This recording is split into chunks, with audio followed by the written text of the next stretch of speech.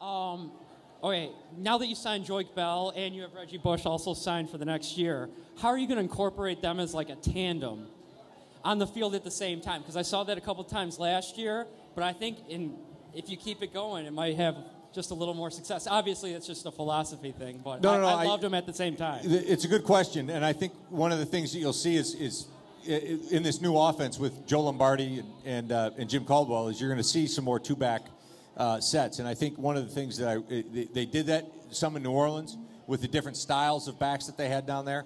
And I think you'll see some of that incorporated into what we do. What I really like about Coach Lombardi and his approach, as well as Coach Caldwell, but Coach Lombardi's approach is let's get as many weapons on the field as we can and try and use them strategically.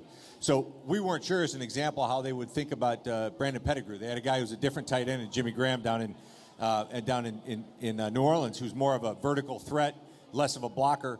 But they really saw a lot of strengths in Brandon Pettigrew's game and what he brings to the table and how they use those skills in their offensive system. So it's a very adaptable offense, and they want to use the talented guys that we have, not just one back at a time, because that's what the personnel group calls for. Good question.